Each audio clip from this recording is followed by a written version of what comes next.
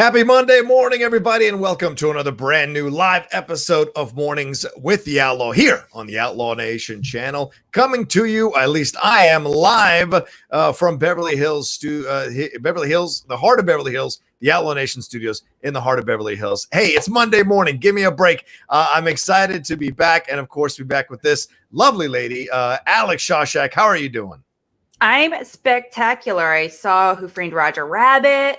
I'm watching Citizen Kane today. Yes, it's like a whole thing. I'm pretty psyched. I can't wait to expand my new movie list. Yeah, here today. So who knows? What brought on? And I commented on your Twitter post, which I thought was great. What brought on those four uniquely different movies to be the choices for you to watch here?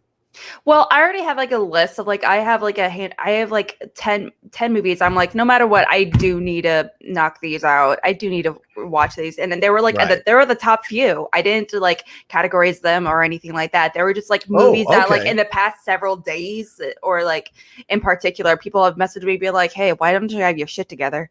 And why haven't you watched this? Wow. Do people really come to you that hard? Do people come to you that hard? I've had people DM me on Twitter being like, where I was like, do I know you? And they were like, yeah, you call yourself a movie fan and you haven't seen this movie. And I was like, what? Okay, whatever. But don't get movie fandom people. Let people come to movies as they see it. Guilting them into watching is not the best way to get people to watch movies. It's definitely not I feel like the right way to get yourself excited about watching a movie. Yeah. So when I got those, I got like you mentioned, a handful of DMs. They were just not only that, some of them just mentioned, these are 10 other movies. If you haven't seen these, I know for a fact you haven't seen these movies. And so I was just like, okay, one, you're right. Yeah. Two, I've seen one of those movies, so how dare you? Yeah, there you go. Fair point. Yeah. Wow. Well, I mean, I guess that there's many ways into seeing a movie. Certainly, I guess guilting someone into watching is one of those ways. Not a way that I'd recommend, but hey, everyone marches to a different beat. So, but we got so much to cover today. I'm glad you watched Roger Rabbit first time. That's an incredibly fantastic film that is yet to be repeated. That style of film is yet to be repeated. So it stands singularly on its own, and of course I'll always vouch for Citizen Kane as I did in the comments. So I'm looking forward to hearing your thoughts on it when we meet again on Mornings with the Outlaw. Oh, and we should say that going forward with Mornings with the Outlaw, ladies and gentlemen, we are only doing it on Mondays and Fridays now. Wednesdays are going to be reserved a little bit more for the Patreon shows that I've got working and going on for people who are part of the Patreon for me. The Criterion Corner will be dropping later on today, and I'll be taking your questions for our Outpost show, which will drop later on this week, I think on Friday or Saturday. So send in your questions to us, and I'll give you the address later on when we wrap up the show where you want to send your questions about the world of entertainment or anything, relationships, life, whatever you got going on. You can send in your questions. I answer them on the show. So we'll get into all of that a little bit later on when we wrap up the show. But let's get into so many things that we've got to talk about today. The Oscars, Spike Lee, movies moving forward and back, and controversies going on. And of course, we'll talk a little bit on the reviews of those three big movies that dropped over the weekend: The King of Staten Island, Artemis Fowl, and Da5Bloods. But let's get into the Oscars first. That's what a lot of people are talking about from Friday into today. The Academy is setting up a task force, is coming to us from Hollywood Reporter, by the way, setting up a task force to, quote, develop and implement new representation and inclusion standards for Oscars eligibility by July 31st, 2020. They're on the brink of fulfilling its quote-unquote A2020 goals that were prioritized in the wake of the Oscars So White controversy of 5 years ago, specifically doubling the number of women and people of color among its memberships, and announced the next phase of its equity and inclusion initiative, which is the Academy Aperture 2025. My God, I love that they have to throw all these names into this stuff to make it seem important. The Academy, this is from Academy CEO Dawn Hudson. She said this in a statement: while the Academy has made strides, we know there is much work to be done in order to ensure equitable opportunities across the board. Another thing that they included here, Alex, that dropped on Friday, some changes for inclusion and eligibility. They're talking about they're going to guarantee 10 Best Picture nominees, starting with the 94th Oscars ceremony. So now it will absolutely be guaranteed that there will be 10 nominations for Best Picture. And this is where their way of being more inclusive, because they see that some of these films that maybe deal with Black stories or minority stories or people of color stories or gay, transgender, LGBTQ stories are not being necessarily nominated for Best Picture, even though a lot of critics and a lot of fans love these movies. So they're gonna focus on that as well. Also, there'll be a quote quarterly viewing process through the Academy Screening Room, the streaming site through which academies are able to watch Oscar hopefuls. By making it possible for more members to view films released year-round, the Academy aims to broaden each film's exposure, leveling the playing field and ensuring all eligible films can be seen by voting members. So, Alex, you hear all of this, and the fact that they're voting, I think this morning for, I'm missing here, where they're voting on something this morning that's going to be, moving the date of the Oscars to the end of February. So you hear all of this all at once, Alex, and what is your feeling about this? Do you think they're making the right steps by doing this? Do you think they're being a little overblown about it? What's your thoughts? Well, it sounds like they're definitely trying to implement some changes, which is, especially now more than ever, very necessary. I'm sure, I feel like almost every critic for a very long time and stars and everything have been very vocal about how much they've wanted a lot more inclusivity within the, awards circuit in general, especially within the Academy. The Academy is like the most prestigious of them all, arguably so.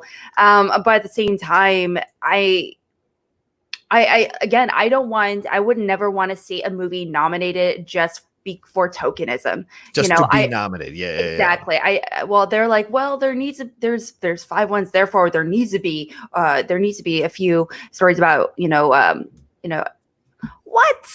Okay, I'm sorry. I just realized something in the chat, but that's just weird. But very weird. That's weird. Anyway, come on, moderators. It don't matter. Moderators in the chat, handle your business. I don't even know. Anyway, okay, so, but like I mentioned, when it comes to these stories, I am more excited because I know they really kind of did away with the idea of like the popular category, which I'm so grateful for, because that is ridiculous. Just because a movie is popular doesn't mean it can't be, in the same conversation as a lot of more like traditional indie great films. Agreed. That's really bonkers, and it's very, what's the word I'm looking for? Elitist. Yes. To think that. So, and, same thing applies to, the people that are nominating. A majority of them are, grew up in the industry where it was dominantly white, it's a, male POV. So, they're definitely actively changing it. So I'm excited to see, the next few years in particular, what kind of changes we'll see. Yeah, absolutely. I agree with you. As a Latino growing up, it was always exciting to see Latino characters, Latino films. Like in the 80s, La Bamba was just such a big deal. El Norte, which is a fantastic Spanish film. If you haven't seen that, there's so many that have come across the board with Latino characters. And we've seen Black films, we've seen films from Asian countries or Asian themed films. We've seen so many LGBTQ films have really exploded over the last 20 years. We see more of these films. And more of these stories being told at larger volumes by filmmakers, by creators, by studios that want to give these creators a voice or a place to have their voice heard through their movies, but they weren't being recognized by the Academy. Why? Because they were old and they were male and they were white, and so they weren't necessarily watching these things. Right. So they're just less likely to watch them. Yeah, less likely. Fair. Less likely. Statistically speaking, not to say they're actively being like, well, that is by a Black woman. Right. Therefore, it has to be a bad. I will not watch it, because some people made that argument for like Little Women and everything, which is really unfortunate because it's amazing. But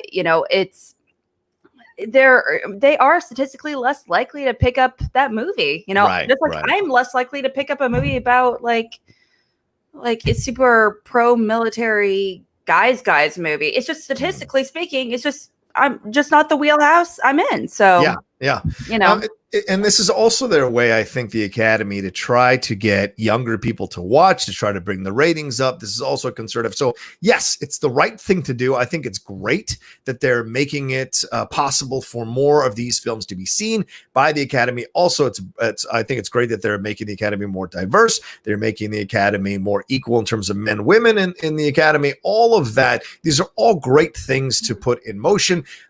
We'll see what it leads to, because we still are getting some of the most white lead nominations in these categories, especially last year. So you have to wonder, like, is this just kind of like that darkest before the dawn type situation? We shall see, but you can't argue their efforts to try to make things more diverse. I mean, something like Green Book should never win a Best Picture if we're supposed to be so diverse, so woke, so wide open. A film like that squeaking through winning Best Picture, that's such a Lifetime movie about racism, in my opinion, has no business winning a Best Picture if we say we're moving forward. And I do want to correct myself. The thing they're voting on this morning is moving the date of the Academy Awards from the end of February 8 weeks to 8 weeks later, and extending the window of films that can be in qualification past the December 31st or 25th date of this year. So there will be more possibilities here. And Alex, do you think this is only 8 weeks and they're not killing the Oscars overall? Because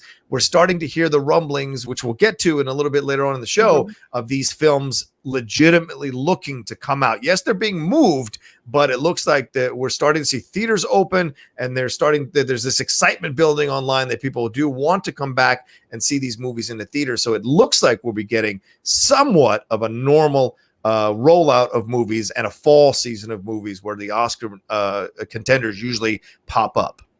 Well, excuse me. I know that. Okay, so the Academy is kind of really put in a weird situation schedule-wise. I mean, just like movie theaters in general. Yeah. I don't want to. I feel like saying something along the lines of "I feel bad for them." I feel like that's like a weird thing to say. Yeah.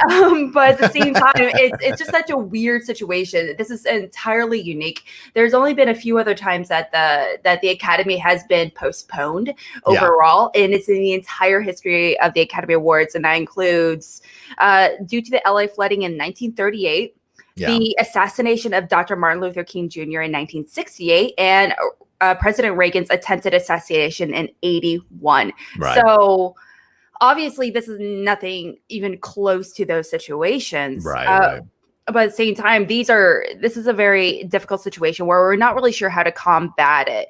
And I don't feel like if 8 weeks is enough, honestly, if we keep pushing it back, be like 8 weeks over like 2.5, 3 months, like the way it has really extended, depending on where you are in the US, especially out in California, like sweet baby Jesus, it's like, that's a lot of time out there.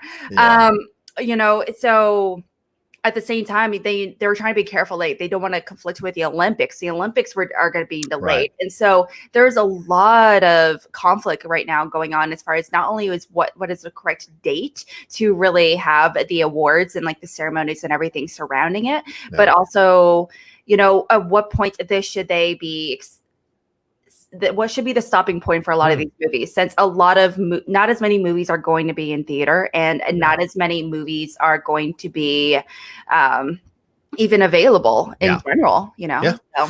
It's a great point. And I think you bring us some excellent things. It has happened before, and this is so they have at least a little bit of a blueprint to go by for when it happened previously, so they can use that or implement that for this particular situation. But I agree. I think, and if a second wave rolls through this thing, in the next month or two, what's the reaction going to be like? Because I mean, in Beijing, they already shut down their theaters because a second wave rolled through and started infecting people, and they didn't want people to get it. So if this starts to happen, then I think you got to cancel the Oscars next year. If you shut down the theaters or whatever, or maybe, just maybe, and this is what I'm starting to sense from a lot of people, like it's starting to change, that people are like, screw it. If people get it, they get it. You can't shut down my theaters. Don't shut down the things I need to function. So I think that sentiment is starting to grow stronger and stronger every month, no matter what side of the political spectrum that you're on. I mean, over the weekend, I drove through not just West Hollywood, but other places. I mean, even right outside my apartment, across the street, there was a family of over 30 getting together for a graduation celebration or party, and I was going insane because they were not wearing masks, they weren't doing whatever. And Beverly Hills even issued a statement here, the mayor did, saying that any gatherings over 10 people are going to be restricted and are going to be monitored by the police more closely. And apparently Cuomo is looking in New York to shut down the Hamptons because they're not listening either. So clearly it does not matter what side of the political spectrum you're on. There are people who are not buying into this idea of wearing masks all the time. And so they're the same people who might be ended up going to a theater who may be carrying this thing without knowing they're carrying this thing and spread it even further. But then there are people who are like, screw it. If that's the way it goes, that's fine. Yeah. I'm going to survive. Let other people, if the other people get it, they get it. This is life. So we'll see. I mean, people just want to go back to normal, Alex, desperately. I think the idea of going back to normal is just, I hate to hit to be completely obvious when I say this, but it's incredibly, I don't want to say it's not a political thing. It's just a very psychological thing. People are craving that sense of normalcy in the world more than ever because, you know, we're stressed, we're pissed, we don't know what to do. And, you know, and we want that we're craving that interaction as well. There's a lot of people that are just plain, they're not so much bored, but at the same time, they're just like craving that interaction. It's we're kind of, and a lot of people are really kind of making them go a little nuts, you know, myself included. And thankfully I have my husband here and we're kind of able to help each other out. But at the same time, you know, I remember like I said, my birthday was just last week and I was like, I don't know if I even want to do anything. I don't know if I'm comfortable with it, honestly speaking. Right. But I mean, but also it's different for everyone, even around the U.S. Why am I saying U.S.? It's not U.S. It's around the United States. There's so many ideas about how we should approach this. Some people out in Arizona are just like, we just need to get used to doing this and just move on, you know, versus other people are like, well, you know what? It doesn't matter if the virus is out there. You know, we just have our economy needs it, you know, and other people are saying, hey, people are dying. Straight up dying. So it's hard to really kind of gauge, you know, because everyone's so different right now. But also, like I mentioned, psychologically, it's more than just, you know, the politics, you know, and the economic situation for everyone around the U.S. right now. It is just, we are just trying to survive and feel better as people. Right. You know? So it's just really conflicting right now for everyone. And it might be weird to say this, but for a lot of people, the Oscars are kind of like a thing that makes you feel like we're back to normal. The Oscars, arguing about the Oscars, arguing about who should win, who should not win, who should have been nominated. Right. You know, why does it need to be this long? Where are the montages? Why aren't there montages? Who missed out in the montages? Right.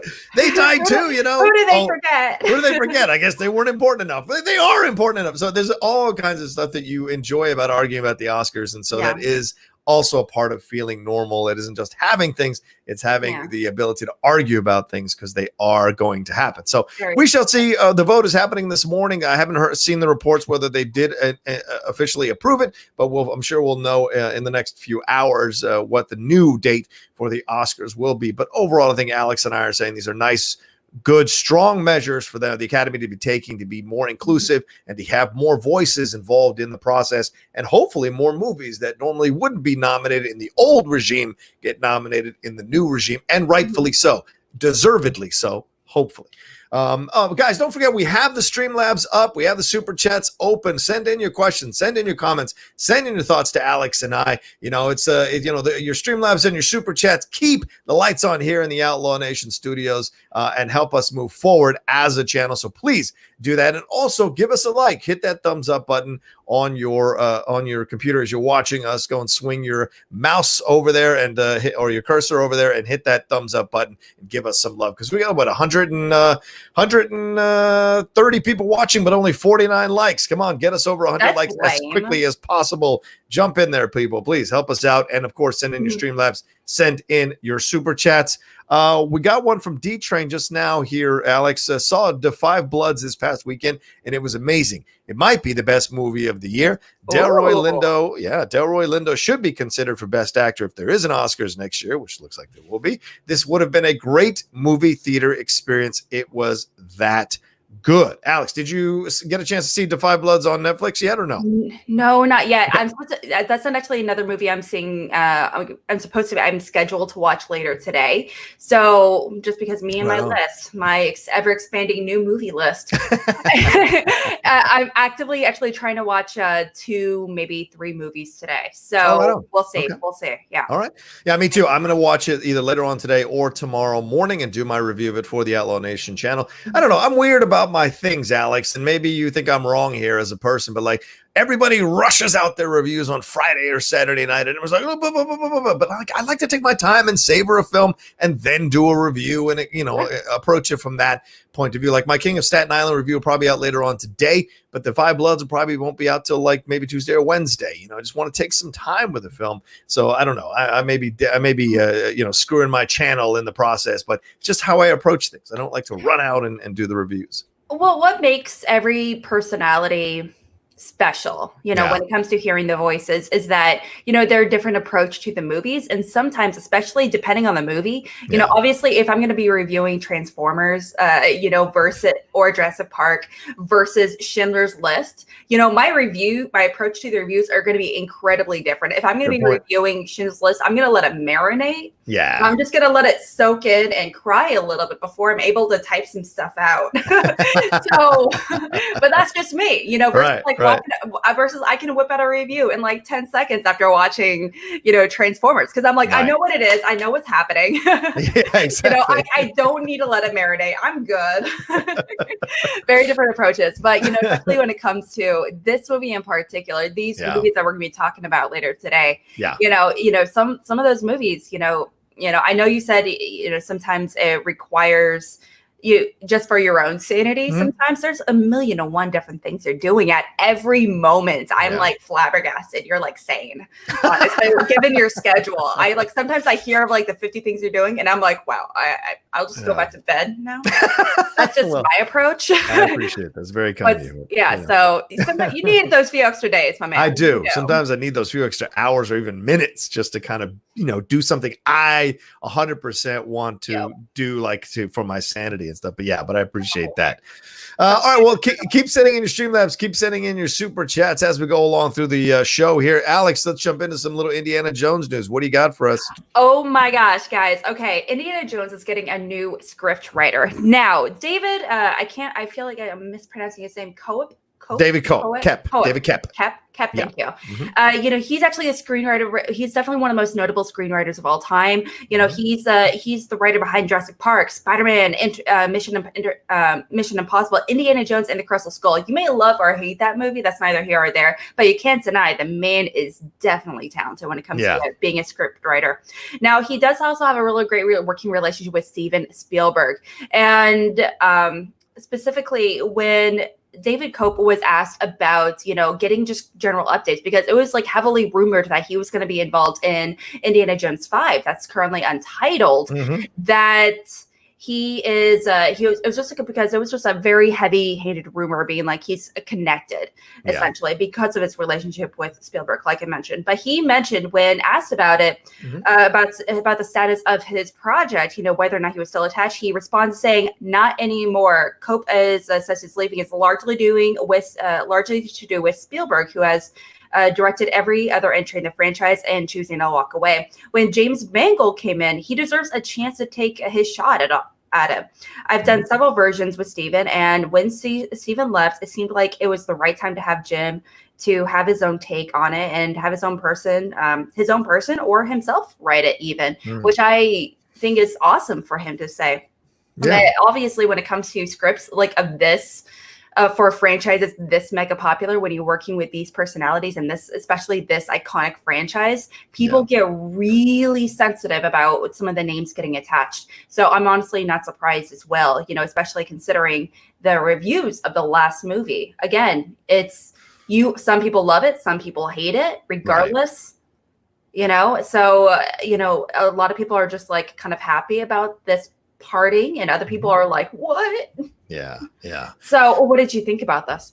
Well, I think I think it's the right choice. I mean, if you're connected with Spielberg, you know how to write your script for Spielberg. You know what he enjoys, what he likes, what will help to get across the story you want to tell and all that. So, but James Mangold is a completely different director. So who does he write for? And James, of course, writes a lot of his stuff. So, okay, what kind of writer is James looking for? And maybe David felt like, well, my approach to it's not going to be what James Mangold's approach to it might be. So why not step aside? And if he wants to use me or my skills or my experience writing for an Indiana Jones film, I'm sure he's available to be a consultant for behind the scenes for Mangold and whatever. But I think creating the space for Mangold to find his writer or to write it himself makes all the sense in the world. And yeah, Kingdom of the Crystal Skull has a really kind of bad taste in a lot of people's mouths when it comes to Indiana Jones. So not a lot of people were excited that David Koepp was returning necessarily to write this movie. He does have a new movie coming out called You Should Have Left with Kevin Bacon, and I think it's Amanda Seyfried. It's a horror film. Yeah, Amanda Seyfried and Kevin Bacon, and it's a horror film that he is directing as well. So he's got a lot on his plate kind of promoting that, and that's where we're getting these quotes from. He's also got Bride of Frankenstein coming up. He's writing that as well. But you're right. He's written so many things. Inferno, Jack Ryan's Shadow Recruit, Angels and Demons, that Tom Cruise film The Mummy, but also Tom Cruise film War of the Worlds. So and Spider-Man. He did Spider-Man as well. Snake Eyes, The Shadow for the video game, Carlito's Way, Death Becomes Her, which a lot of people like, Toy Soldiers, which is a kind of a closet guilty favorite of a lot of people as well. So, that movie. Yeah, see, so he's got a really strong resume, both a lot of hits and some misses as well. So, but certainly a screenwriter that's been around for quite some time. So maybe he felt, well, writing for an older director like Spielberg,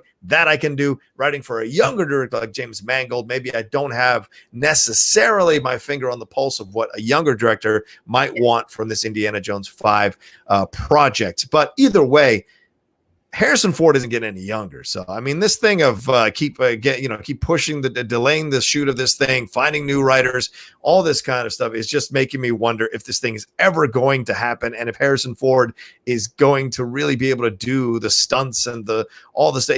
He's almost 80 years old, Alex. That's insane to think about. Putting the strap actually. on.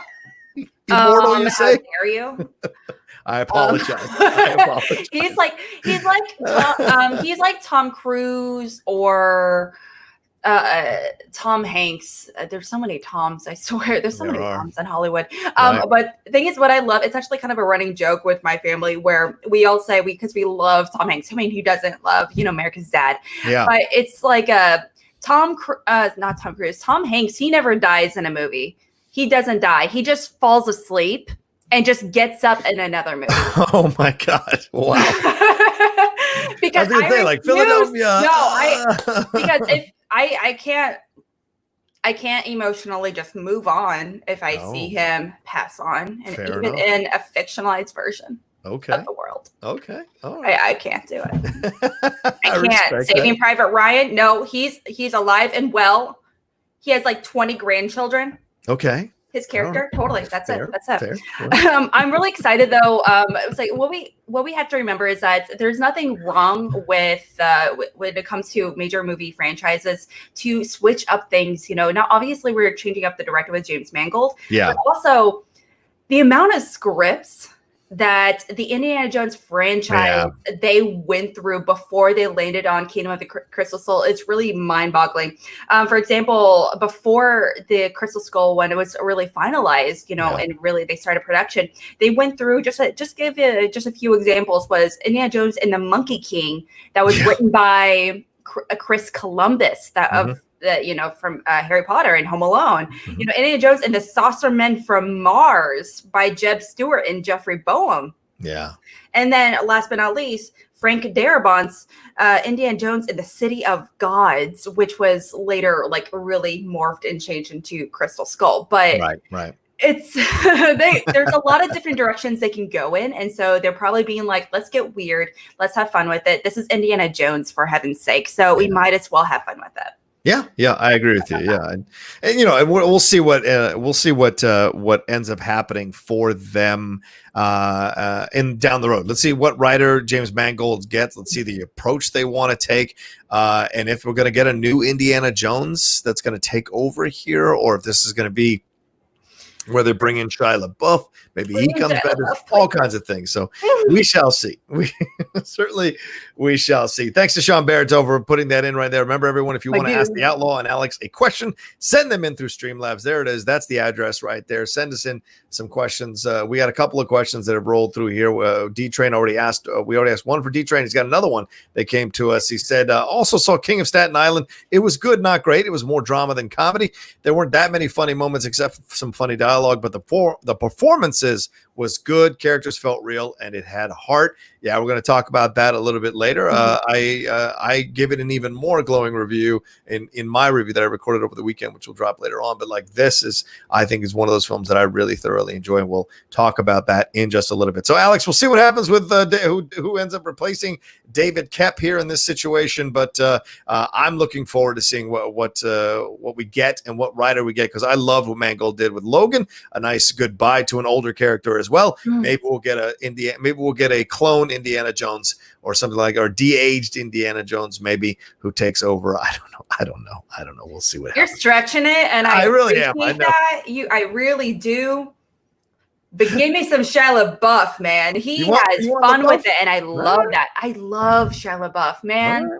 All right. Dude, he is going through a huge revival right now. He is. Not even kidding. And he's obviously he's not in a situation where he's looking for money or anything, but at the same time, he's amazing. I love him.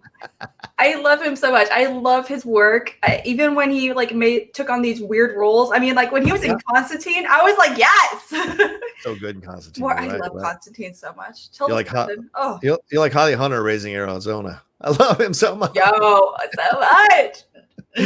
All right. Well, I mean, D-Train kind of jumping us into the next section of our show here, and that's these reviews for the films. These three films came out over the weekend, as we mentioned earlier. Da5Bloods, the new Spike Lee film that came out on Netflix. Artemis Fowl came out on Disney Plus. And The King of Staten Island came out there on video on demand. There was some controversy that some drive-in theaters had been booked for that movie. They pulled them from the drive-in theater because they wanted to kind of gauge the video on demand desire for that film. So, Alex, what can you say about these films? Anything to report? Okay, so I feel like there's right. Let's move on. Did you freeze? Oh, Alex froze. Can you not? There we go. Alex, what do you got for we got some reviews. I took some down. Do you have some reviews as well? Yeah. Okay. So starting with, I feel like let's just move from least to best situation. Okay. The worst to best situation. So the worst being The King of Staten Island. What? I'm kidding. I was dying for that reaction.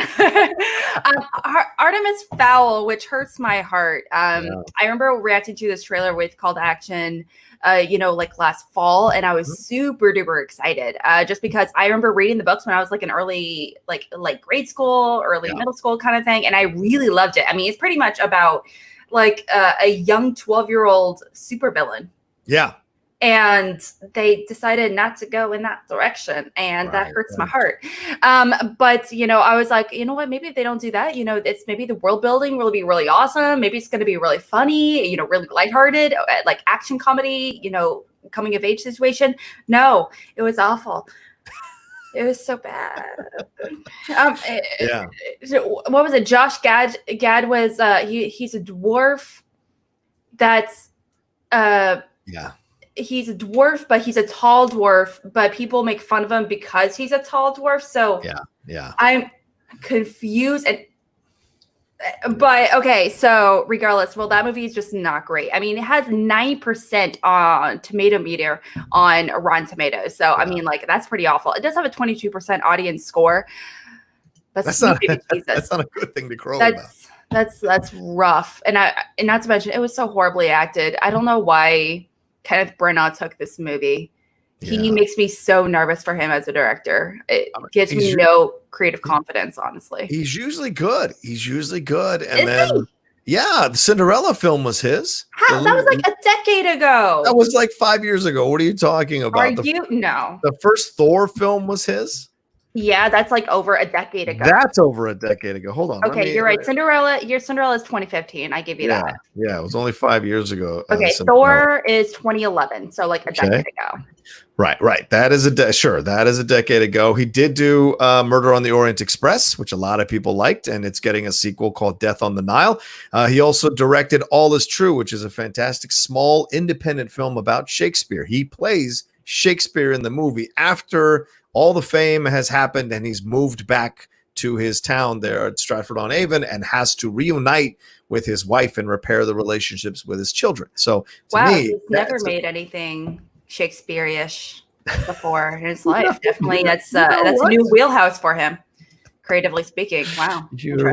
Wow. Interesting. Wow. Shots at Shakespeare. Shots at Brana. Oh my God. How many Shakespeare movies can he make? There's a lot of plays, Alex. I get it, but come on. It's just like, dude, make a coming of age movie. Well, make a rom-com. Do something interesting, something unexpected from him. He is so talented. He has so much potential. Obviously, he's incredibly amazing as an actor. He's so great as a director, and he comes out with this. Yeah. Well, why? He can be hit or miss, that's for sure. He's had some misses on his resume for a number of people. I thought Love's Labor's Lost was terrible. I thoroughly enjoyed that movie. I'm not gonna lie. You did? Oh my God! I also watched it for the first time when I was like 10.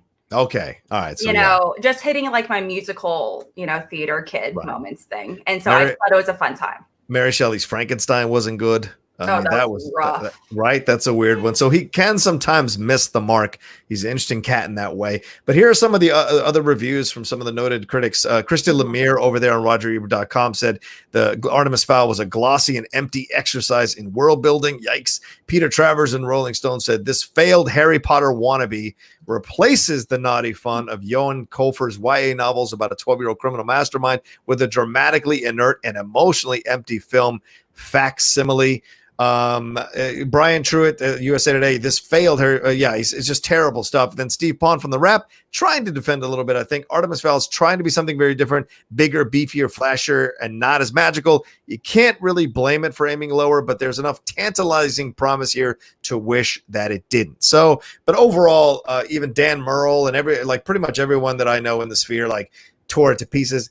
It made me not want to watch it because I don't want to do a review about a terrible movie. So I probably will not watch this movie or do a review of it. There's enough reviews out there to tell you it's not a good exercise in filmmaking. And I think that's also, Alex, why they put it on streaming service. I think they knew they had a clunker in Artemis Fowl. So they thought, well, people are desperate for new content. Let's drop it and the kids will watch it and then we'll make some money off of it. I honestly disagree. Okay. Because they reshot quite a bit of it when it was sent over to Disney. Sure. But also, at the time, when it ended up going over to streaming service, they didn't realize how bad it. They ended up re-editing quite a bit. Yeah. And so apparently, it did focus a lot more on his weirdness. Yeah. How awful he is. He's a villain, guys. He's a horrible criminal. Right. Let's be honest here. But it was actually, there was quite a few scenes that were filmed. The first trailer has entire scenes that are not in this movie. Yeah. And so that's really annoying, when that happens, unfortunately things get cut and edited all the time. But I feel like Disney, when they got a hold of this, they were just like, well, we don't want to, this movie's okay. It's not great. It's okay. Initially when they saw it, but we also want to Disneyfy it. Because we don't want a kid villain. We just don't want that in the world right now. Yeah. And, also we don't want to invest the marketing money. And this is obviously even before the pandemic hit.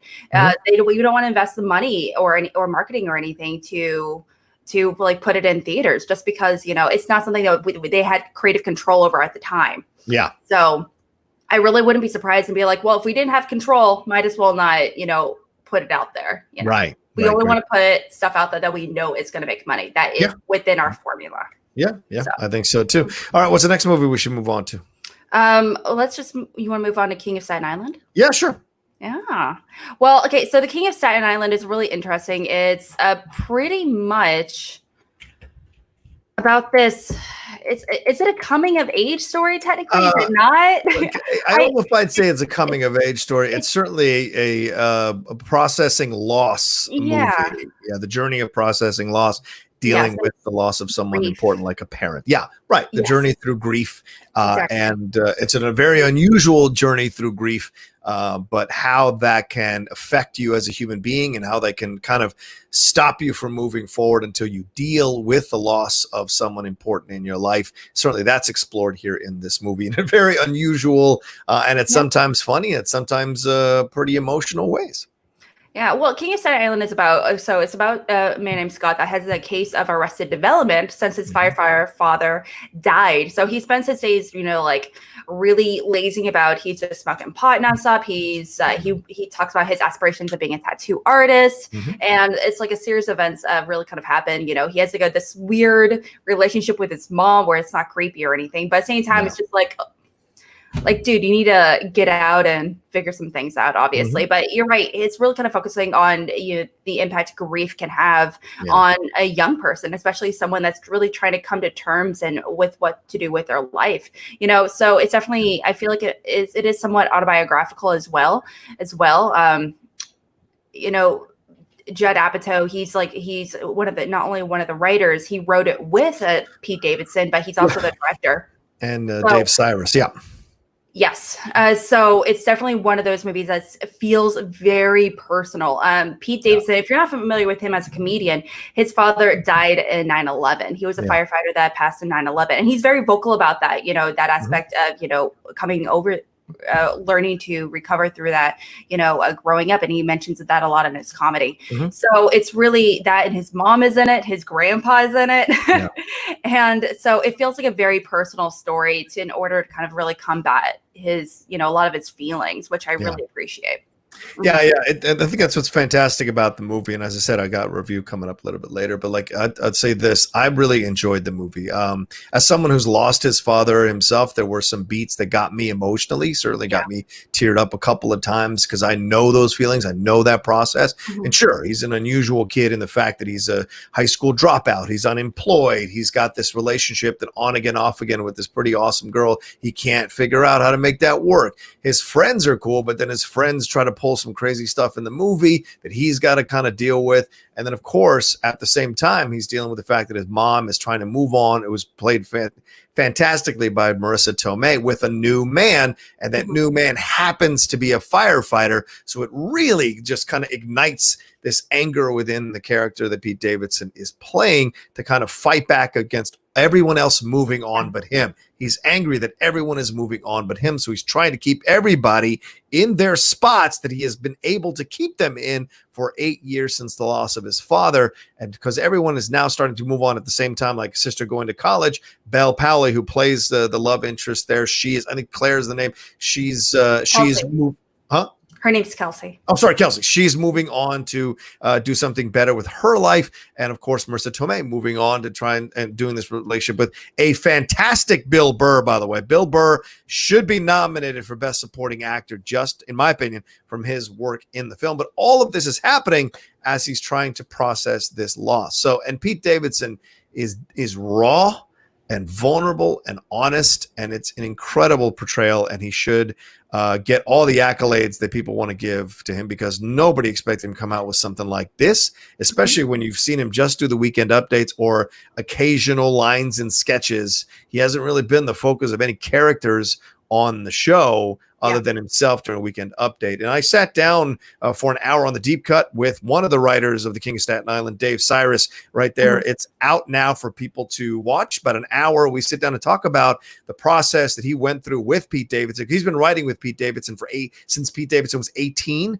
So they know each other very, very well. He writes a lot of those weekend updates segments with Pete. And we talked about what it was like for him. This was his first theatrical feature that actually is going to be out there for people to watch, what that process was like, and of course his comedy as well, and what he wants to do next. So if you want to enjoy a conversation, and he talks about working with Judd Apatow, who is his idol, and Anchorman is his favorite comedy period, bar none, ever.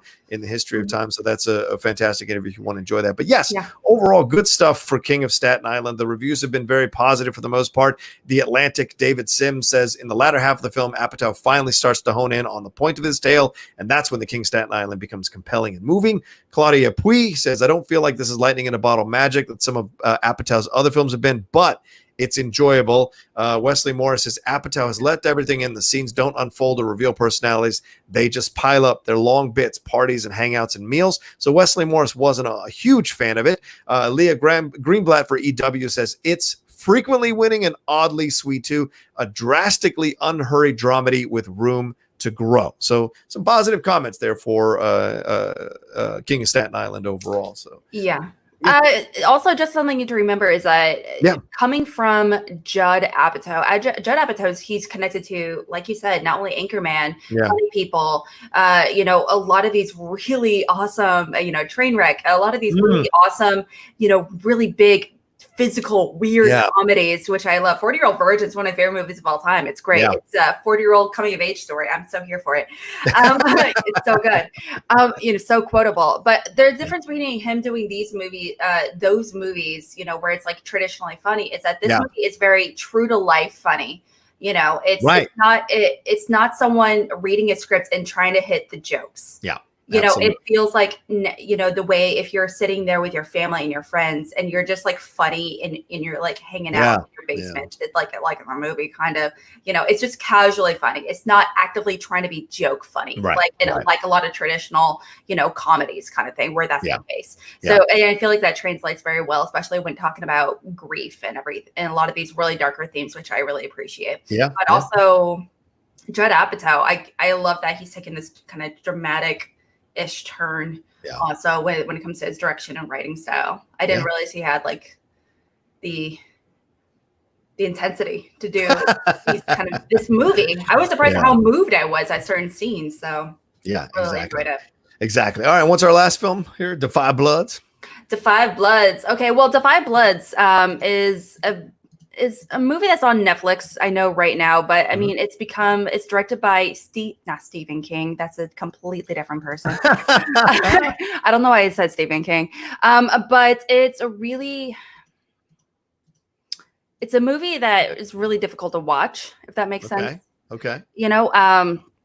But it's around, especially now more than ever. It's, what you talk about, you start off with this, but I'm having a hard time trying to wrap my head around it, to be honest. Well, let's read some of the reviews to get us into it. Mark Bernardin on Mark Bernardin, a lot of people know for EW, he reviewed the film. He said, Spike Lee's latest is a crackerjack drama directed by a filmmaker who remains in total control of his once-in-a-generation gifts and utilizes them to synthesize story and history into something new. Anthony Lane in The New Yorker says, a history lesson wrapped in an adventure, the caveat being that history is never done with us and that we struggle to shrug it off our backs. Certainly a poignant thing to say with what's going on in our world nowadays with Black Lives Matter protests. Karen James on BBC.com, she said the film's very existence is bracing. It is a condemnation of the past, a call for change, and a rich work of art worth watching over and over again. So certainly a lot of positive reviews across the board. It's got like 92% on Rotten Tomatoes. So it's certainly a film that a lot of people are enjoying watching and loving. You got to give it props for that overall. For those of you who may not know what it's about, Paul, Otis, Eddie, and Melvin. These are the four gentlemen who returned to Vietnam. These are four soldiers who returned to Vietnam. They're four African-American vets. Delroy Lindo, Clark Peters, Norm Lewis, and Isaiah Whitlock Jr. play these gentlemen. And they are searching for the remains of their fallen squad leader, who was played by Chadwick Boseman from Black Panther fame, and the promise of buried treasure. Our heroes, joined by Paul's concerned son, played by Jonathan Majors, who is awesome in The Last Black Man in San Francisco. If you haven't seen that, he's incredible in that film. They battle forces of man and nature while confronted by the lasting ravages of the immorality of the Vietnam War. So Vietnam War kind of standing in for America as you watch this movie. So that's for sure. So it is a powerful, powerful film from what a lot of people have been saying. So this is something that you should definitely check out as soon as possible. And it's a 2.5 hour film. It's not a short film. So just strap in for this one. Yeah, there's also Chadwick Boseman. I know I've heard a lot of people talk about how he's really become, he's like almost like the shoe-in for a lot of these biographical films. You know, Oh, he was yeah. in 42. He was in, that Jackie Robinson, Get Up.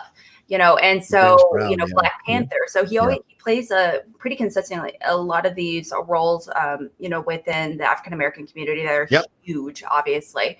And he also, going into this, he plays he doesn't play an iconic role, but at the same time he does have several really big, really great monologues, really great scenes. Yeah, I really appreciate. It's really hard to watch. For me, I only could watch like half of this movie. Oh, okay. Because it was like there's parts where I was like, I need to take a breather. I need to step back and let it marinate, because I feel like there's a lot to dive into this movie. It's definitely an epic, and there's a lot of really big names, in it as well. Yes. There's Delroy Lindo, Clark Peters, Isaiah Whitlock Jr., like you said. There's Jean Reno. I mean, from Professional. I love it. And you can't forget, there's Chadwick Boseman, like I mentioned, but the cast is really fantastic, and it really hits hard when it does. Yeah. So hence my I think there's no better review for a Spike Lee movie than to see your reaction like that, because he wants you to pay attention. He wants you to be moved by his films, maybe at times overwhelmed by his films, but he wants you to come back and finish them and take the lessons. So so three very distinctly different films coming out over the weekend, getting people's interest and people's money as well. So and let us know what you thought in the comments section. Well, if you saw any of these movies at all, if you're watching us after we've done it live, let us know in the comments section. Did you like Da5Bloods, King of Staten Island? Do you think Artemis Fowl is being unfairly vilified by the critics? Did they just not get it? Let us know in the comments section below. That'd be a lot of fun as well. All right, Alex, let's take a quick break. Tell us what you're working on and where people can find what you're doing. I'd say I am up on Schmobates. We're doing a little tournament of champions, and so it's gonna be a real fun time here on Wednesday. Brianne Chandler, Miss Movies. Miss Movies herself. My pick for the Droogs potential manager. Just saying. My pick. I do think that she's going to be. That's a whole different conversation. Yes, but she is going to be my co-host, and we're going to be having competitors Ben Bateman up against James White, to really kind of go head to head and battle some really awesome Schmodown themed questions. And it's really actually going to be focused on music, dance themed questions. So it's going to be real fun at her request. So it's going to be pretty fun. And also tomorrow, I'm going to be co-hosting a show called Cinema Bias. We're going to be diving into our personal biases when it comes to, different movie genres and directors and all that good stuff. So we're going to be diving into Alfonso Cuarón's 1995's classic Little Princess. Oh yeah, nice. So which one of you has not seen that? Drew? I love that movie. Personally. Okay, so Drew has not seen it. Yeah, she never heard of it. Okay. So I'm excited to kind of see her reaction to singing for the very first time. It's especially now looking back with it having a lot of the great, behind the scenes people involved. It definitely holds the heck up in a way a lot of movies at that time did not. Okay. All right. Fair. I remember that one being uniquely different when it came out because people tried to dismiss it as just a kid's film, but it actually carries way more weight than that. And it was a lot of people's first exposure to Alfonso Cuarón and kind of preview what we would be getting from him for the next few decades as a filmmaker. Yeah. So great choices all around for you guys. I think I thought of another one that I haven't seen that you all might be. I've never seen Labyrinth or The Never Ending Labyrinth? Labyrinth or Never End. So like you guys can choose between those three: Never Ending Story, Labyrinth, and I guess Rosemary's Baby when I come on the show. And I look forward to it, which one I should be watching for you guys. So there we go. One of my greatest fears in the Schmodown is getting a Labyrinth question and just sitting there going, I have no idea what you're talking about. about. So anyway, all right. PJ, please, my dude, PJ Campbell, get on it. Force him to watch this movie to remind him of the babe. What babe? Babe with the power. Oh my gosh. There you go. There you go. And as for stuff on my end, I've already been plugging it already. But don't forget, later on today, we got another live episode of Game Time. Me and Jay Washington and Winston Marshall doing our thing. This ain't Sports Center. That's our tagline. And certainly, if you have watched the show, you know that this ain't Sports Center. We go all out. A lot of stuff we're going to be talking about. 2 p.m. live, PT. And talk about the further stuff about Black Lives Matter with the NFL. J.J. Watt coming out and having his feelings about it. Also, college campuses are now requiring athletes to sign COVID waivers to come back and train in voluntary workouts. So this is very interesting stuff. And also how the NBA, there's a lot of players. There's a growing resentment about the NBA coming back now, and there's starting to become a divide between the NBA players about whether they should come back at all, especially with what's happening with the Black Lives Matters protests. So a lot of that to cover, plus the MLB stuff, what's going on with MLB, and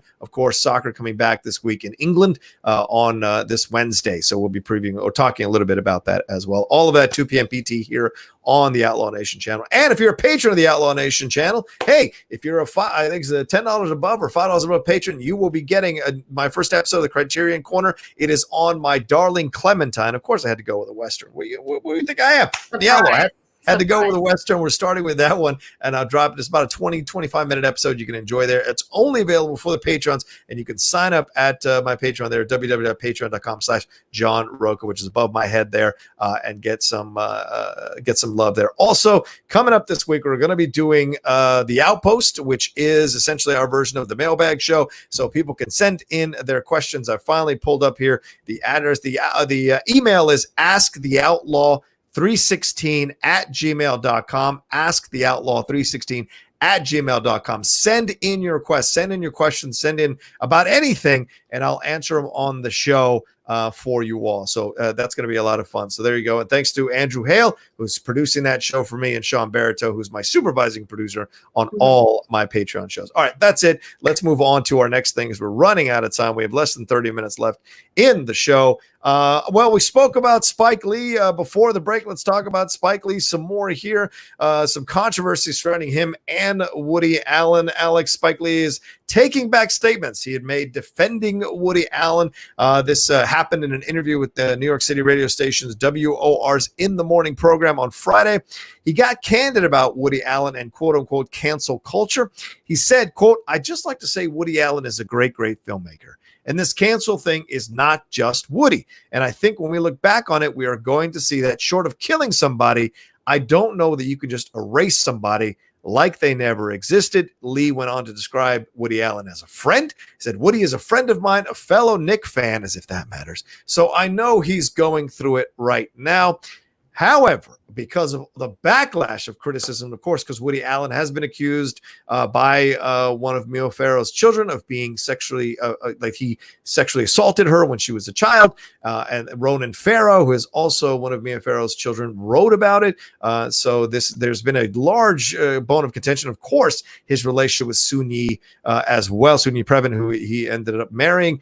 That is a part of this thing. Dylan Farrow is the young child who was accusing him of abusing her sexually when she was 7 years old. All of that is factored into this as well. So there was such a big backlash that Spike Lee went on Twitter and apologized that, quote, "I deeply apologize. My words were wrong," which he capitalized. "I do not and will not tolerate sexual harassment, assault, or violence. Such treatment causes real damage that can't be minimized. Truly, Spike Lee." So, Alex, you hear all this. Talk to me about your feelings about all of this. Woody Allen's a creeper. I just want to, I really don't like him in any way, shape, or form. His movies do not age well. His relationship with women in general is really interesting. Yeah. But also how he's able to continue to still work with so many actresses, well-known actresses that have defended him, Diane Keaton, Kate Winslet, as well. They've really defended him, through this whole situation, which is really weird to me. Yeah. all things considering. But just like I said, especially now more than ever, it's good to learn and self-reflect and understand your mistakes. I do feel like Spike Lee, he's kind of realized that it's more than just cancel culture just because you have difference of opinion or political beliefs.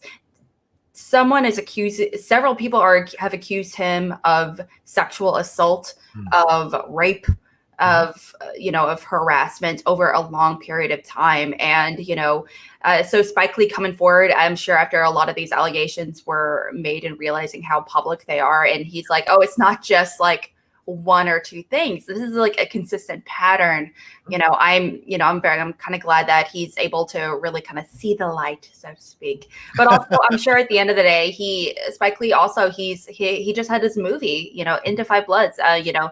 He's coming off hot out of an Oscar from last year, so he's definitely being talked about a lot more. He's definitely he's definitely active within the community, obviously, very consistently. So I wouldn't be surprised if he felt pressured from his people, from his publicist, his agent, be like, hey, just saying, you should definitely forget that you said that one thing because I was really stupid. Because if I were his agent, I would be like, what are you doing? Do not even associate yourself with the dude, and he did. I mean, Spike, this is a difficult thing. I mean, a lot of people have spent years being influenced and loving Woody Allen's movies. I mean, he's been going since 1970s, his early 70s, and a lot of what's that? Oh yeah, Annie Hall. Manhattan. Right. Manhattan, what have you. A lot of people have really kind of grown up on Woody Allen movies, especially the older generation of filmmakers. And hey, Spike Lee, not to make you all feel old, Spike Lee is now an older generation filmmaker. They have grown up on his work, his screenwriting, his tight screenwriting, his humor, his jokes. And of course, you throw in, or you look at this situation with the claims that Dylan Farrow has made. By the way, he has defended himself, claims that Mia has installed this in Dylan's head and that it never really happened. And I think there is one of the brothers who is saying that Woody never did this as well. So there's a lot of contention within that family about whether he did it or not. So that's factored in here. But the Soon-Yi stuff, a lot of people just cannot get past it. It's way too uncomfortable that she was an adopted daughter, that he knew at like 11 years old or whatever. And no matter how much he claims to have had little contact with her or occasional contact with her, it is still super creepy that he married her. And yes, Alex married her very young as well. Yeah, and Alex points out she was like 19 or 20. Exactly, and Alex points out a really interesting point about Woody's movies. When you go back and look at them now, it is always an older guy getting with a young, nubile woman and kind of manipulating her or guilting her or passive aggressively, influencing her to be with him. And so throughout, that has been an issue for a lot of people when they watch his movies now. In retrospect, I can't deny that some of those movies are absolutely fantastic to watch. However, it is troublesome. So you can't deny that either. And I agree with that. I think Spike's at that age now where he's just going to say whatever's on his mind. But nowadays there is consequences. There's repercussions for being irresponsible with your comments. And so kudos to Spike for not doubling down or tripling down. He understood the reaction from people. He has a movie to promote, and so he reacted and respectfully delivered an apology on Twitter, which I personally appreciate. That's how you get it done. When people call you out, you don't just fight back. You sit, you listen, you hear, and then you issue an apology out of respect for other people's struggles, other people's feelings in the situation. So take some notes, J.K. Rowling. Come on. Oh, no. You want to talk about someone who's doubling down. Good God almighty. JK. But yes, that kind of situation. So hopefully this, and also this, we should add on to this a little bit. The reason this is still is controversial as well is because Woody Allen, and why he was asked about it is because Woody has a memoir that is out. I think now it's called Apropos of Nothing. And it was originally slated to be published by Hatchet Book Group, but the company made the decision to pull his memoir a day after employees staged a walkout in protest. Numerous employees. Not just like one or two, but like a lot of them. Yeah, which same thing happened to Zuckerberg recently, although after his decision to be okay with some of the stuff that's being put on Facebook, his employees staged a walkout as well, which kind of changed his mind on that situation. So yeah, these employees staging a walkout in protest over the book. And then, of course, Ronan Farrow, who has a book coming out about Harvey Weinstein called Catch and Kill, also announced that he would cut ties with the publisher should they release Allen's book. So Allen's book was later published by Arcade Publishing in March. So he denies the allegations in the memoir and claims that Mia planted this in Dylan Farrow's head. So yeah, very controversial stuff. Honestly, it's just unfortunate all around that people even need to have to deal with this stuff because of the proclivities of a certain filmmaker. It really does make it difficult overall to kind of, put their films in context, Alex. It's a frustrating thing. As someone who grew up enjoying Woody Allen movies, when this thing popped off, I just was like, well, why can't these guys just stop doing this shit? It's just so frustrating overall, and somebody mentioned Quentin Tarantino. I don't. All I'm going to tell you, it's really, if you want to bash Woody, you can't allow Quentin Tarantino to get away either with how he treats some of the women in his movies. I mean, the fact that, and I spoke about this on Cinephiles, the fact that he used his own hands to choke Diane Kruger in Inglourious Bastards because he wanted it to look realistic is troublesome. The fact that Uma Thurman came out and spoke about irresponsible Quentin was about the car she was driving and crashed into the tree, and you can see the video of that happening, is troublesome. So overall, there is questions to be asked of Tarantino as well, who was there with Weinstein, and I don't buy anybody who was there with Weinstein for so many years and claims, I never saw it, or it didn't seem like that big of a deal. I don't buy it at all.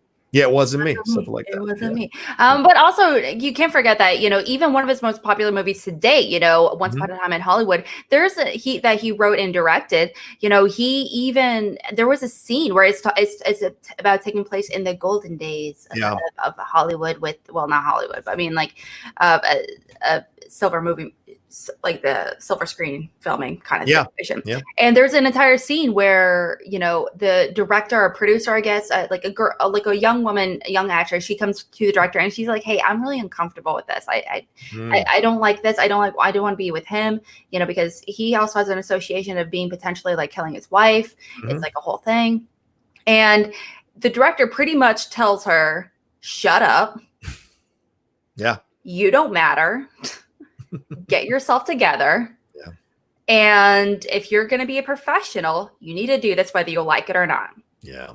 And so he pretty much makes fun of her for complaining. And so it's those little moments where I know he's saying publicly, he's like, oh, but it's those little moments of like, that's not a necessary part of the movie. So he wanted to include that for some reason, where he's almost, it feels like he's like combating a lot of these, this negative feedback with that almost. Yeah. So it's very uncomfortable, honestly. And similar to, Woody Allen, we can't argue that Pulp Fiction is a bad movie. It's not a bad movie. It's, Reservoir Dogs. We can't argue. That's like, I love, Inglourious Basterds, for being a, propaganda film. Yeah. An American propaganda film. It is totally an American propaganda film. Yeah. Sure. But he's creepy AF. Yeah. Yeah. Hearing him in any interview talking about women, it sucks. It's weird. Like I said, there are questions to be asked. And hopefully and it sounds like the new filmmakers coming through now, there's not stuff like that with them for the most part. And you hope they've learned the lessons of these older filmmakers who took advantage of casting couches or devaluing women and actresses and put themselves in positions of power to kind of have some of their worser parts of their nature indulged by the situation. So we'll see. So, but shout out to Spike for issuing that apology. I think all of us who love Spike appreciate that. All right, Alex, just a real quick reminder, everybody, sending to Streamlabs, we haven't gotten a lot of Streamlabs and a lot of Super Chats today. Come on, guys, send some stuff. Send in Streamlabs, please, pretty please, because I like hanging out with John and doing this with you. And, I need to justify being here. So, if there's no technical reason for me to be here, I don't want to just be kicked out. So, no, Alex, just saying. It's fair. I like that. I don't want to be fired. Tamishka Production donated some money here. He said, I can't watch you all live, but I wanted to give you all some love for being awesome people and always providing great content and insight. Learned that Alex is in St. Louis. If an NFL fan, do you still cheer for the Rams or have you converted to the Chiefs, Alex? Oh, no, Rams, 100%. There you go. Yeah. I mean, like, this is not, obviously, St. Louis is not football country. This is baseball country. Right. You know, and also with the Blues. Wow. Shout out the Blues. Yikes. I'm just saying. It's so good. we're set. We're set when it comes to sports. We're doing okay. Okay. Right. But I would say I do miss having the Rams. I do miss being part of that culture here. I mean, I remember going to games and everything. I remember going to my first football game here in St. Louis. You know, it does suck, but at the same time, you know, I am so excited for them to just do well. Yeah. Obviously, it wasn't working here, and I understand that financially speaking, it does suck, you know, for fans.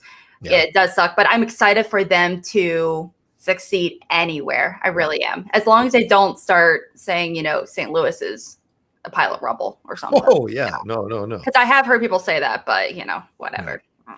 Well, speaking of teams that moved, let's talk about movies that moved. And we should start with a lot of dates were announced for changes here. Wonder Woman 84 being at the top of the list here. Wonder Woman 84 was moved from August 14th to October 2nd now. Also, Tenet was moved from July 17th, just 2 weeks later, to July 31st. Very interesting decision there. And in place of that, on July 17th, they will be releasing a new version of Inception for the 10th anniversary of that film coming out. So that will be available for people to enjoy there. It'll include a never before seen look at footage from Tenet and an exclusive sneak peek of select films on Warner Brothers upcoming slate. So essentially like a commercial. Matrix 4, which is paused in production right now in Berlin, might restart next month, but they have been moved from May 21st of 2021 to April 1st of 2022, which that drives me insane. Godzilla versus Kong is no longer on November 20th. It will take over Matrix 4's spot next year, and it will come out on May 21st of 2021.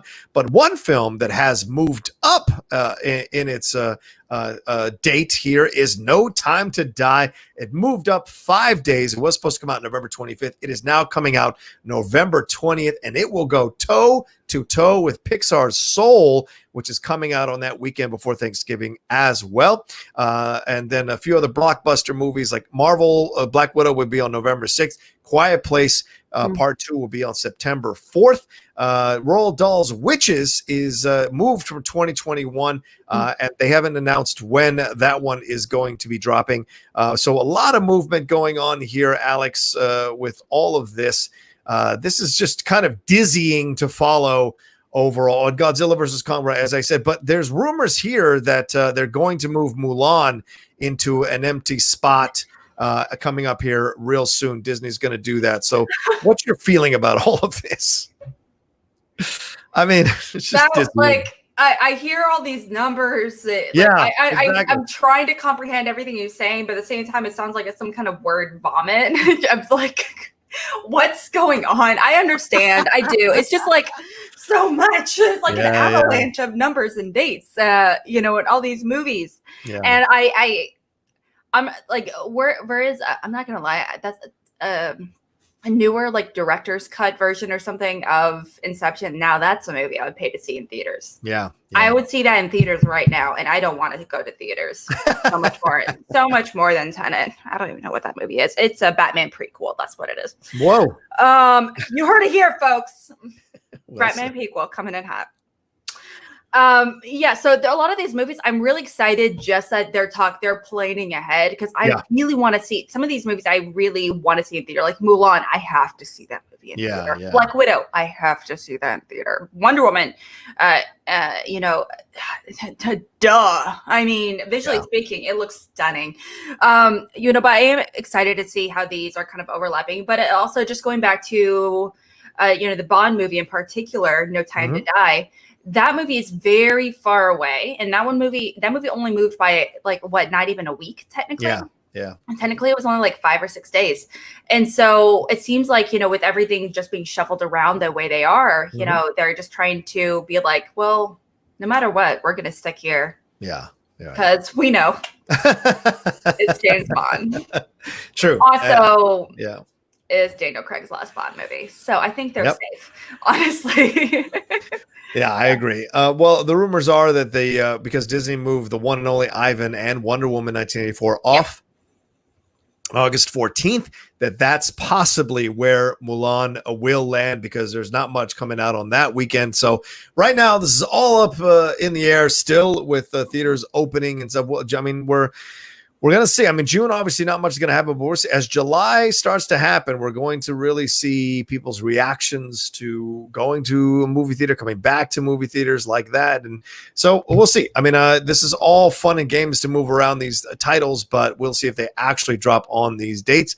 But it's a desperate attempt, obviously, by these studios to try to get fans in seats, try to get these films out there for people to enjoy. And certainly, as I said earlier in the show, the sentiment is growing for people to want to just go back to normal and go to these theaters and risk getting this coronavirus just for the chance to feel normal again. So certainly the studios are sensing that, or they'd be pushing everything to next year, but they sense that there's going to be a desire for people to go back to the theaters soon. Well, the need for escapism in particular now more than ever, it feels very necessary. Absolutely. Not only with the pandemic, but, politically speaking, people are actively on edge, myself included, where I know I want to go to a movie theater, but it's just so weird right now. So we're doing a lot more VODs right now. Yeah, a lot of VOD. A lot of streaming services are. So they're having a good time. They're having a good time. Yeah. Michael Nip says, "Great show as always. Never fire Alex." Well, of course. Very well said, Michael. I agree. I don't know, man. If the money's not coming in, I don't. Can you afford me, John? If anything, I don't. What can I afford you? Is that what you just said? Holy crap! Can you even afford me? I'm like, well, always like I can like pull a Linda Evangelista where she's like, I don't get out of bed for $10,000 a day. I know. I respect. She said, she said that like 94 or something. I don't know. But. All right. Let me see here. One more. Oh yeah. Well, let's jump into the Spider-Verse story. That's our last story of the day. Into the Spider-Verse. It looks like production is happening right now. Lead animator Nick Kondo confirmed this news on his Twitter account that Spider-Man Into the Spider-Verse is in production now. The movie was pushed back from its original April 2022 date. It is now for October 7th, 2022. Remember, the original was incredible, grossed $190 million domestically and $375 million globally.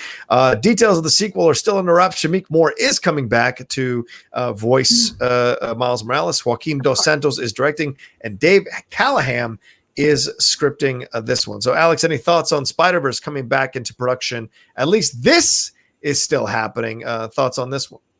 This is like comfort movie news, if that makes sense. Like, again, we were just talking about a sense of like just feeling better about everything going on, and just reading this, it just makes my heart so warm and happy.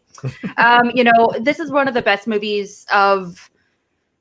To me, it's one of my top 5 superhero movies. Period. It was one of the best movies of the year when it was released. It won an Oscar. I mean, it's fantastic. Everyone involved is wonderful. Everything from the voice acting to the animation to, to the villain. Oh my gosh, Doc Ock, her with her.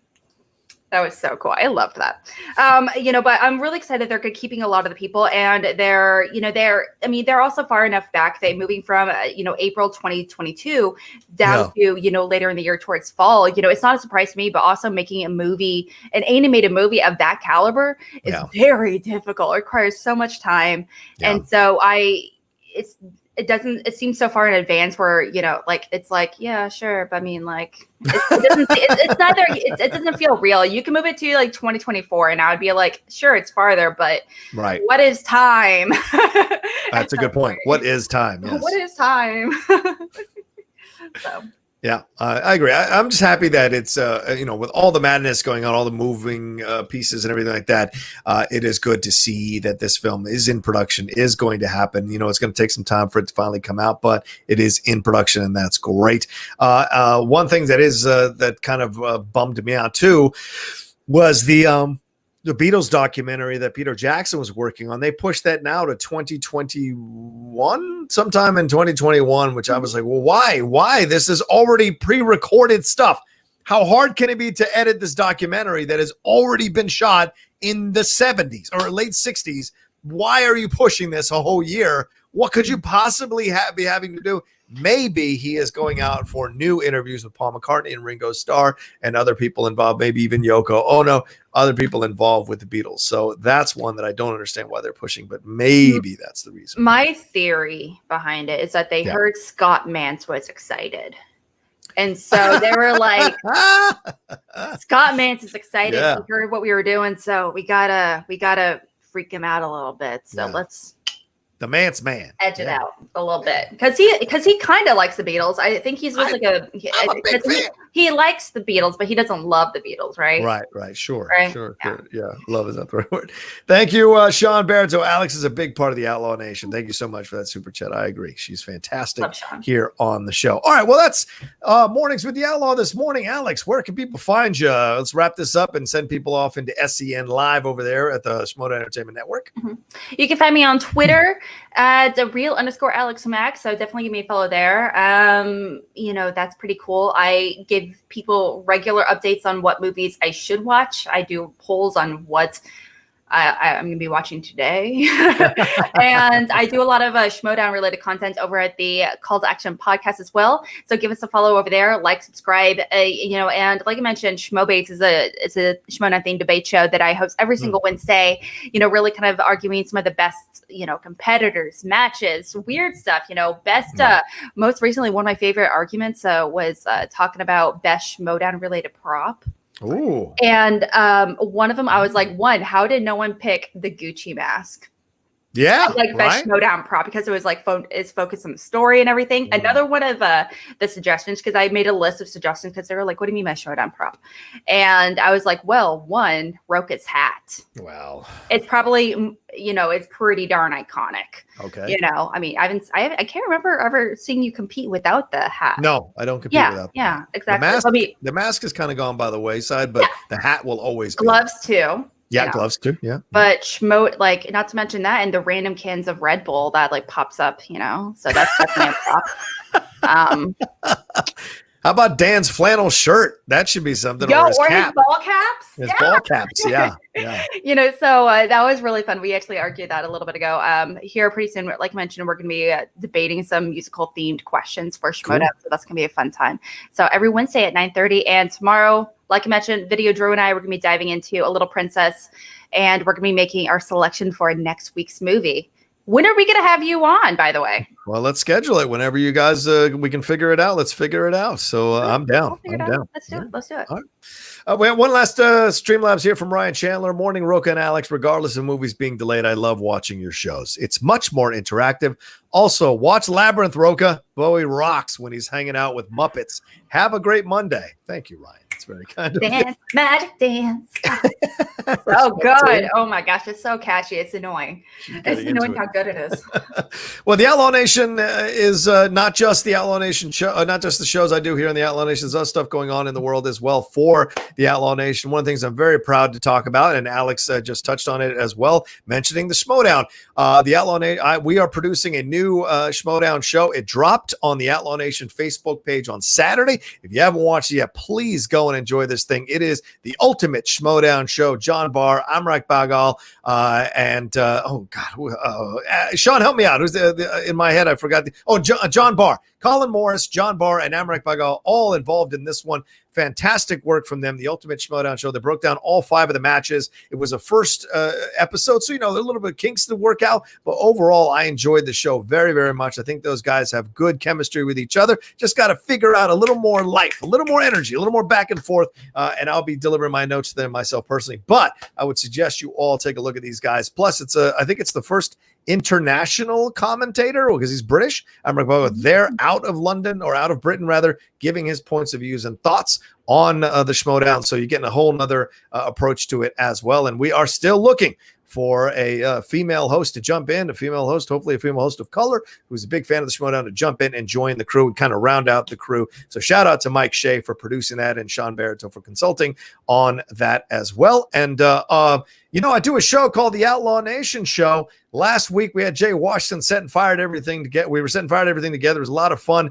But this week, I don't know if I'm ready for this guy, but Kevin Smets will be my guest tomorrow night on the Outlaw Nation Show, talking about everything in his life and talking about Schmodown as well. We tried to get a non-angry picture of Kevin Smets. It was impossible to find. So Jake Iacovetto, the man who is very kind to do all the thumbnails for the Outlaw Nation, this is the one we came up with. So there it is. The angry Kevin Smets, who will be a lot more jovial, I imagine, on the show, is on tomorrow night for the Outlaw Nation Show, 2 hours. And the truth is, I'm so looking forward to this because Kevin and I do get a chance to hang out sometimes when we do the shows, but we don't spend a lot of time talking. And one of the new things that has happened with our relationship is we've been texting through the Star Wars matches, playing each other. And it's been a lot of fun to get my butt kicked every week by Kevin Smith, but still it's fun to hang out with him and do that. So I'm looking forward to him tomorrow night. Yes, he's an absolutely cool guy and a very awesome fellow and a big fan of the Outlaw Nation and stuff we do here. So I'm looking forward to having him on the show. All right, that's it. Follow me at the Rocha Says there. Subscribe to the channel below if you haven't subscribed yet, and subscribe up there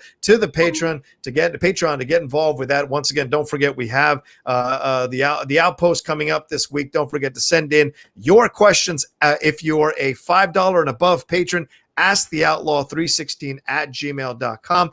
Send in your questions there, and we will check if you're a patron or not, judging by your name on the list there. So don't just send in your question. If you haven't become a patron of the Outlaw Nation Show, we will catch you. All right, that's it. Thank you to Alex Shashek for joining me here on this Monday morning. We'll be back again Friday for another episode of Mornings with the Outlaw. But at the top of the hour, don't forget SEN Live over there with Christian Harloff and Brett Sheridan. And I think RB3 might be on today as well. So a lot of fun over there with those guys. And we'll talk to you next time for another brand new episode of Mornings with the Outlaw. Take care until then.